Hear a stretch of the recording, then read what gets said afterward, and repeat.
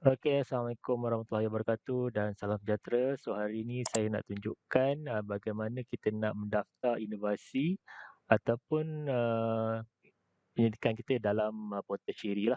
So, di sini adalah laman web College Pasir Salak. So, apa kita kena buat adalah klik pada laman start, pergi pada aplikasi atas talian. Dia sebenarnya aplikasi dalam talian. Okey, right. So, kita pergi kepada pilihan UPIK KKPS. Okey, anda akan dipaparkan dengan Google Site untuk UPI KPS. Klik pada muat turun. Okey, and then klik pada anak panah kecil ni dan klik kepada pautan ni. Okey, anda akan dipaparkan ke laman web portal Siri iaitu Sistem Pendidikan dan Inovasi. So, masukkan ID pengguna dan juga kata laluan anda lah.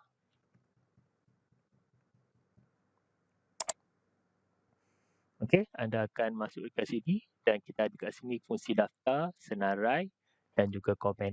Okey, kita akan daftar dulu ya. Klik pada daftar. Alright. Okey, kita masukkan maklumat-maklumat berkaitan. Sebelum masukkan maklumat berkaitan, minta sediakan dululah maklumat-maklumat yang bakal kita masukkan. Okey, klasifikasi pendidikan adalah tidak sulit. Biasanya kalau sulit ni melibatkan dokumen-dokumen rasmi yang tak boleh didedahkan. Okey, kategori R&D kita pilih. Untuk kali ini kita tunjukkan inovasi ya. Okey, tajuk pendidikan, tajuk inovasi anda. Macam saya tulis aplikasi mudah alih UPIK KKPS. Alright.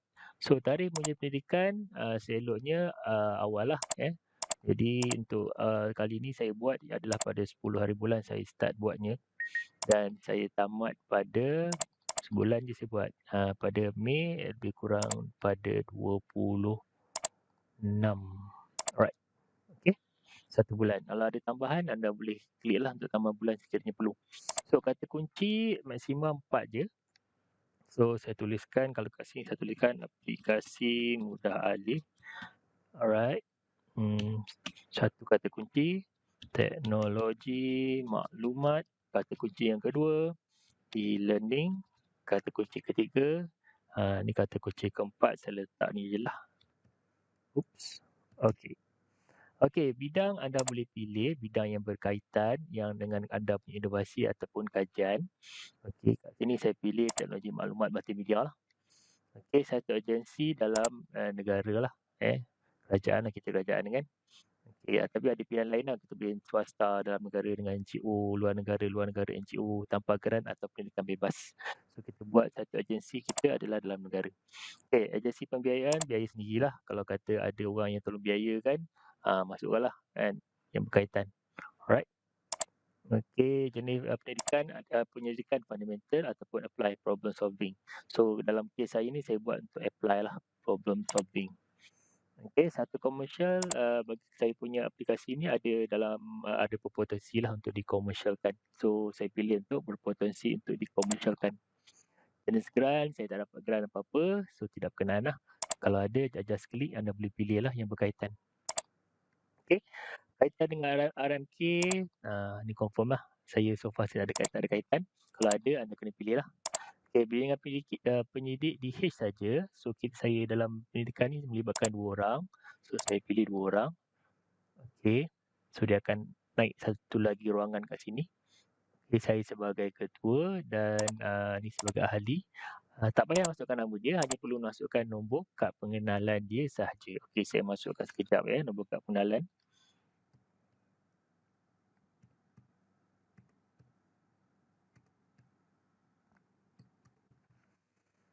Okey, terus dia akan naik. Alright, pada bahagian bawah ni ada pilihan penerbitan, pembentangan, pengiktirafan dan harta intelek. So, saya nak buat harta intelek dulu. Just klik je. Klik dia. Tik dia, dia akan keluar ruangan untuk isi berkaitan dengan harta intelek. So, nama produk. Okey, saya isikan.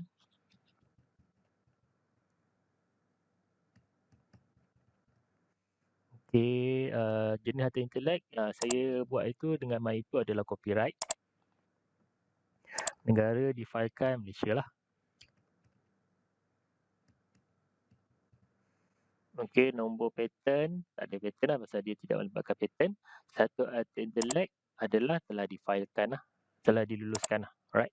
Kalau kata anda tengah buat benda ni, tengah dalam proses nak diluluskan ke apa, anda boleh pilih dalam proses permohonan, telah difailkan ataupun telah diluluskan lah. Okey, telah diluluskan. Okey, tarikh fail lulus adalah kalau ikut dekat sini, saya kena tengok pada saya punya form tu lah bila diluluskan. Mana dia? Okey, biasanya kalau dalam copyright punya form tu borang ataupun sijil yang kita dapat tu adalah tarikh permohonan. So saya masukkan teruslah tarikh permohonan iaitu pada 26 Mei. Okey. Jumlah kos terlibat sekiranya ada jumlah kos terlibat masukkan je lah. So kalau ikut dekat sini jumlah kos untuk arti intelek tu adalah 200. Okey, nombor permohonan arti intelek boleh tengok dekat borang ataupun yang anda dapat tu. Okey, saya masukkan saya punya.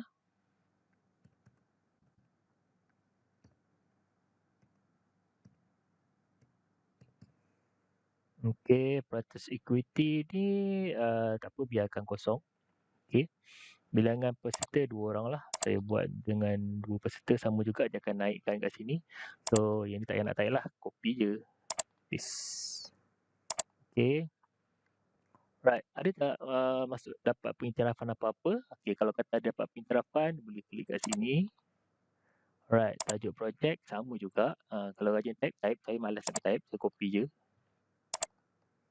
Okey, masuk pertandingan mana, nama expo ataupun pameran mana-mana. Okey, itu kami ada masuk ke satu pertandingan, nama pertandingan ni IIC lah. IIC 2022. Okey, nama pertandingan tu adalah International Innovation Competition 2022. Okey, saya buka kat website lain tadi. Saya copy paste saja. Okey, peringkat antarabangsa. Okey, pengiktirafan dia boleh tulis sini ada emas dan setara, emas dan anugerah tambahan, perak setara. Okey, kalau kata emas je ambil emas je lah. Kalau kata dapat emas, lepas tu dapat anugerah tambahan, best paper ke, best presenter ke apa semua, boleh letak situ lah. So, saya ambil kat sini emas dan setara. Tempat expo ataupun pameran, kalau situ tengok tuan rumah dia lah. Kalau tu macam yang IIC ni, tuan rumah dia College Community Merloh. Okey.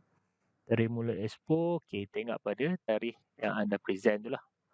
Okey, kalau tengok tarikh pada present, alamak. Okey. 7 Jun. Okey, taruh situ. Tarikh mula expo pada 7 Jun dan habis pada 9 Jun. Okey. Okey, jumlah perbelanjaan. Alright, jumlah perbelanjaan ialah bolehlah kot masukkan sekali lah kan, termasuk dengan perbelanjaan itu kos yang anda guna untuk masuk kepada apa conference ataupun pertandingan inovasi tersebut. Ya.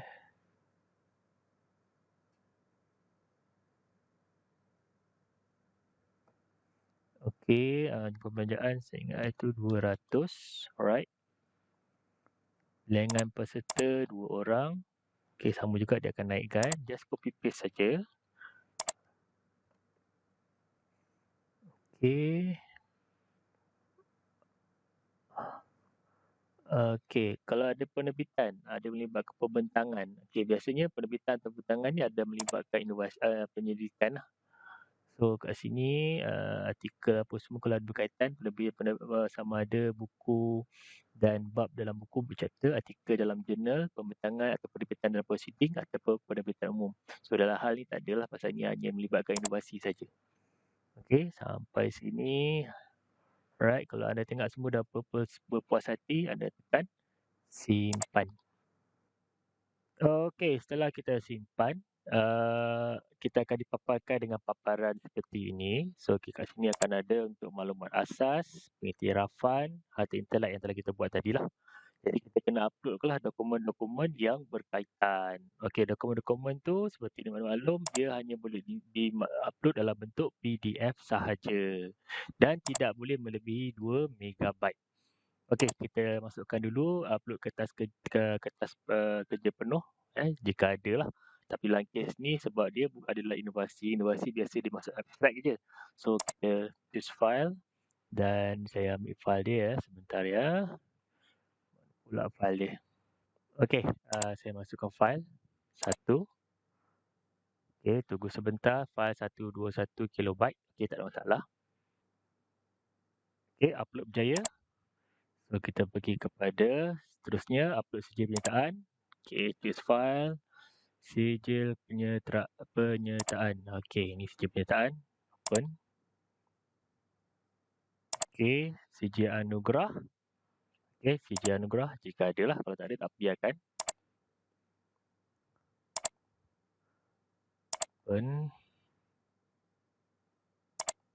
Okey, dan last sekali upload sijil daftar IP atau MyPro untuk hak cipta. Alright, choose file. Okey, ni saya dah ada. Okey, yang ini.